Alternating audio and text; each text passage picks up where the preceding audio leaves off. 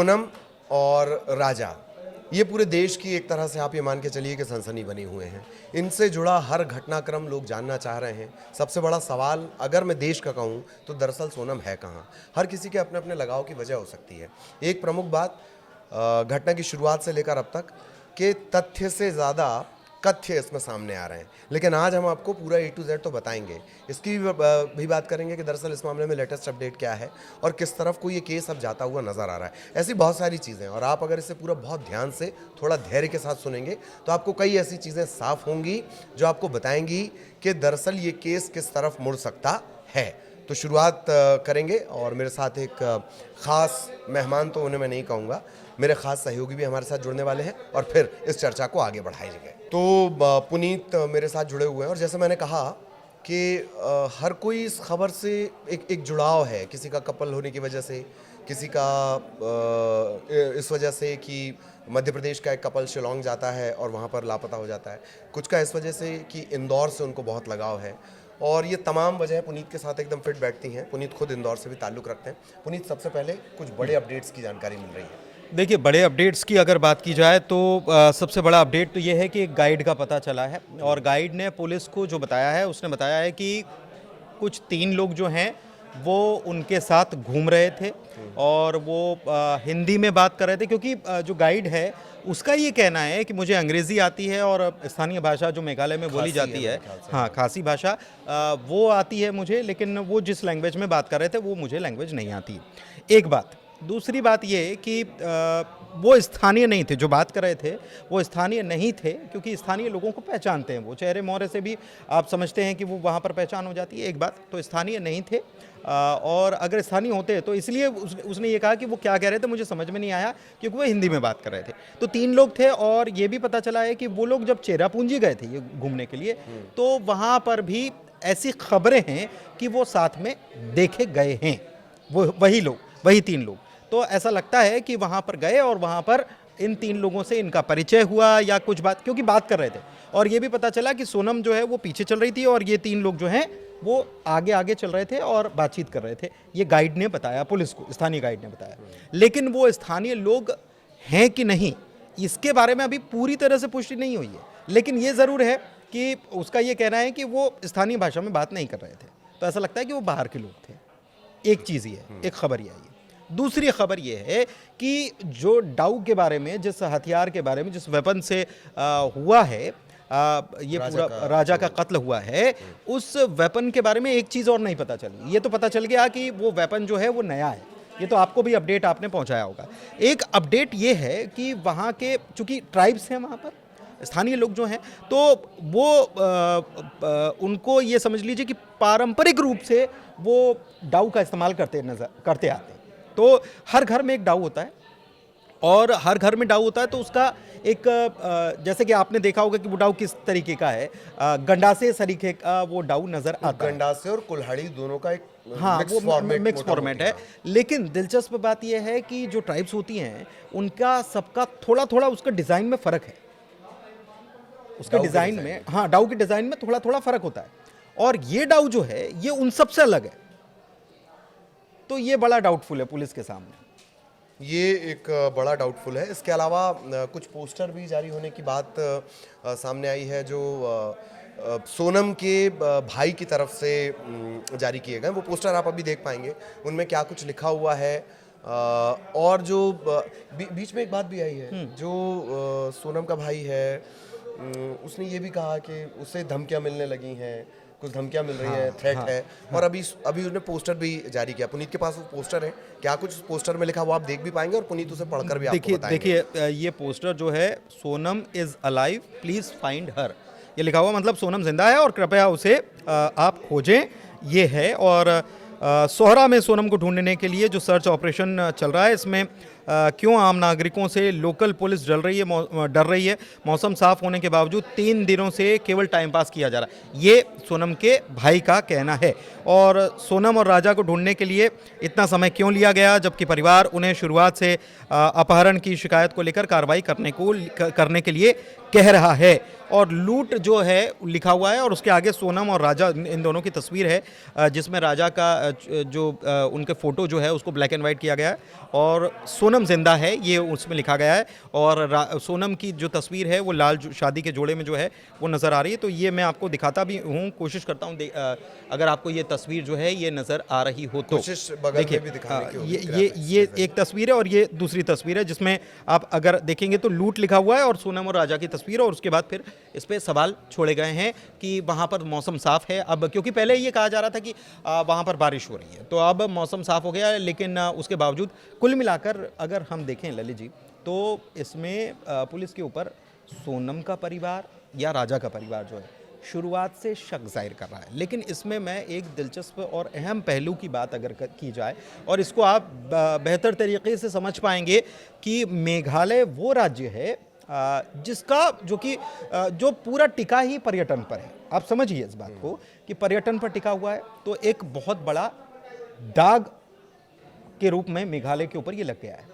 और तौर पर दाग लग पर्यटक सुरक्षित नहीं है, तो ये अपने आप में वहाँ की मतलब जो पुलिस के ऊपर भी सवाल ये लोग खड़े कर रहे हैं, लेकिन पुलिस की साख का भी सवाल है। आप समझिए वहाँ के लोगों के रोजगार का सवाल है। और मध्य प्रदेश से भले ही मेघालय जाने वाले पर्यटकों की संख्या कम हो या अन्य राज्यों से कम हो, लेकिन अगर आप उस तरफ जाएंगे, पश्चिम बंगाल जाएंगे या उस तरफ जाएंगे, तो वहाँ से बड़ी तादाद में, क्योंकि लोग जाते हैं माँ कामाख्या के दर्शन करते हैं, माँ कामाख्या के दर्शन करने के बाद वो कोई व्हीकल कर लिया, कार कर ली, पास में है शिलोंग, चलो वहाँ पर चलते हैं, चेरापूंजी चलते हैं। हाँ, लगातार बारिश होती है, तो पूरी दुनिया में फेमस भी है, लोग पढ़ते हैं, बचपन से पढ़ते आए कि चेरापूंजी के सवाल का जवाब देते हैं। हाँ हाँ, तो वो चीज़ें जो है ना वो लोगों को यहाँ आकर्षित करती है और यहाँ के लोगों की रोजी रोटी वो है।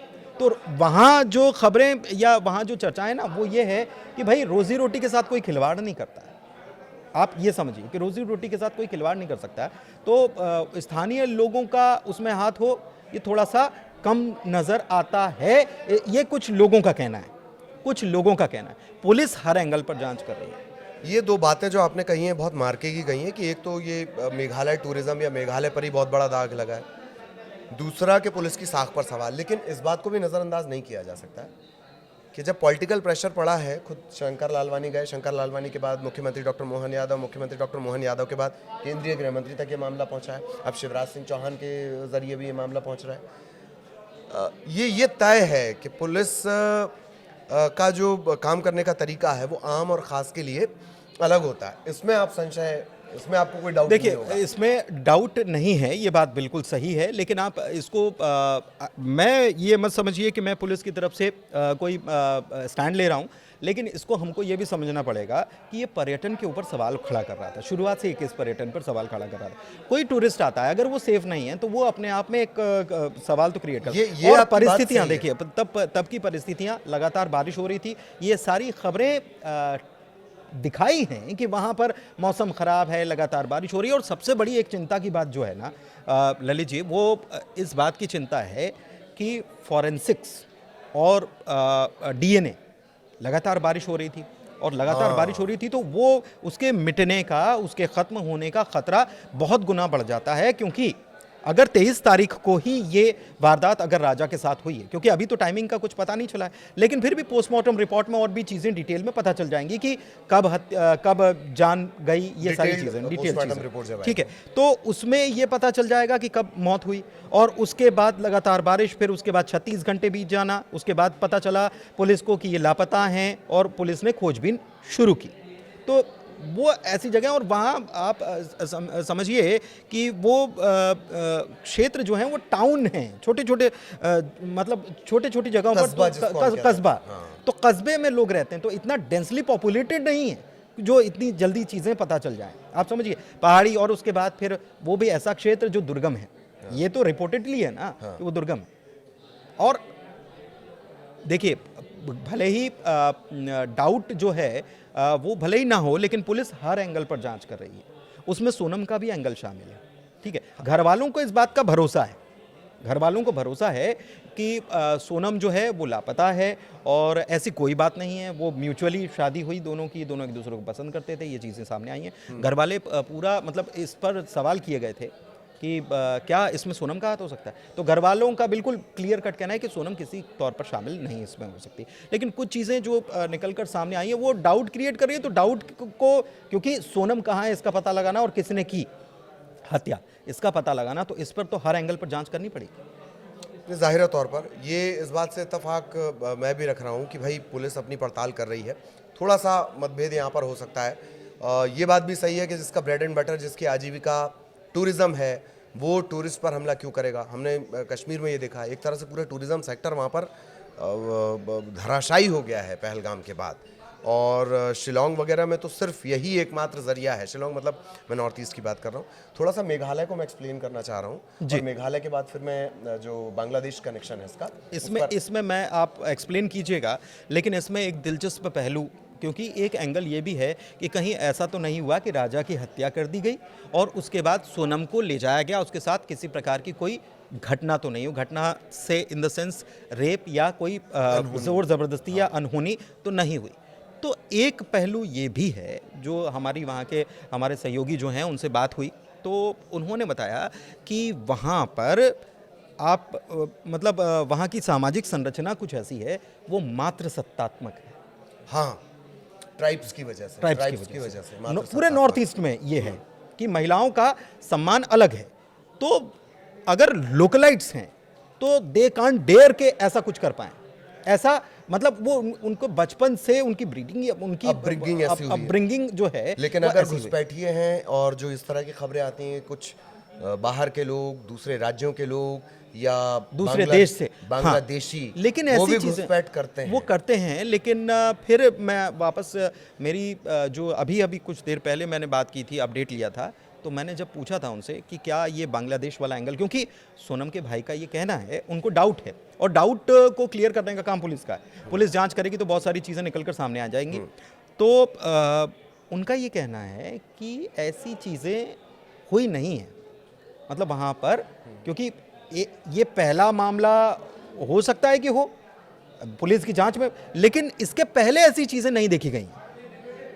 इसके पहले ऐसी चीज़ें नहीं देखी गई कि बांग्लादेश या कहीं तस्करी वाला ऐसा एंगल जो है, इसके पहले ऐसी चीज़ें नहीं देखी गई हैं। तो ये एक पुलिस तो जांच हर एंगल पर कर ही रही है। मैं अगर इसे जिस बात का जिक्र कर रहे हैं पुनीत, दरअसल हमने इसे बहुत तलाशने की कोशिश की। मैं खुद बहुत देर मैंने रिसर्च की, तब ये सामने आ रहा है कि बांग्लादेश खुद मानव तस्करी से पीड़ित है। आप इंडिया से ह्यूमन ट्रैफिकिंग करके वहाँ ले जाएंगे बांग्लादेश, ये बहुत न्यून संभावना लगती है।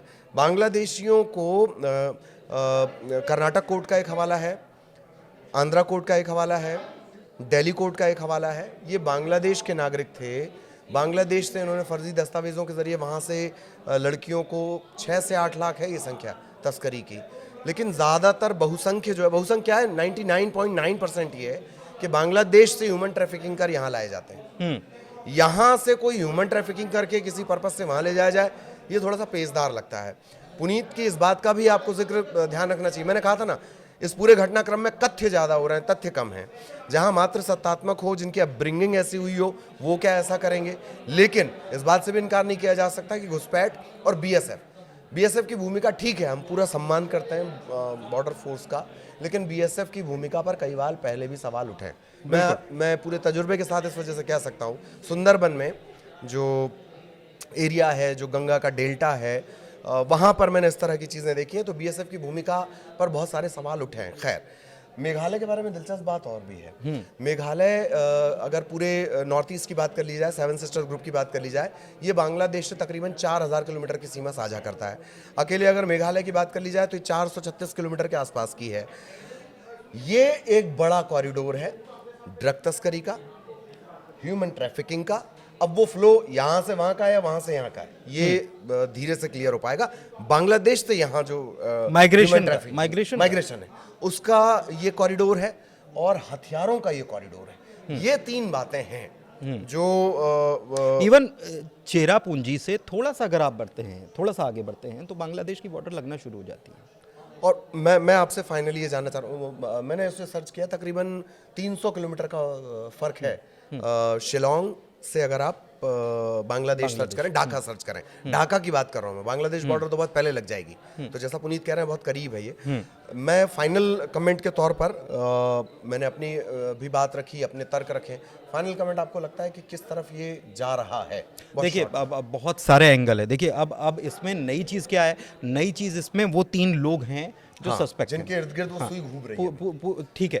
एक जो वीडियो है वो भी सामने आया है, स्कूटी और स्कूटी के पास उनकी कार और उसमें से लोग निकलते। देखिए एक चीज़ इसमें तथ्य और है कि वहाँ पर उनके भाई ने सवाल ये भी उठाए हैं कि मास्क जो है वो लगाया था, एक शख्स ने चेहरा ढका हुआ था, तो बोले चेहरा ढकने की ज़रूरत क्या है, वहाँ पर तो मौसम भी ऐसा और ऐसा है भी नहीं, क्राउडेड भी नहीं है, कोविड के भी ऐसा कोई मामले नहीं है, तो वो मास्क क्यों लगा के रखा था? मतलब वो तो इस बात को आप समझिए, इस बात की अगर कड़ी जोड़ने की कोशिश करेंगे ना ललित, तो ये तो बात तय है कि अगर वो लोग इसमें इन्वॉल्व हैं, अगर तो वो पहले से नजर रख रहे थे, उनको मालूम था, हथियार पहले से तैयार कर लिया गया, खरीदा गया, ठीक है, स्पेशल हथियार खरीदा गया, ये तो बिल्कुल तय है, ये तो पुलिस ने बता दिया।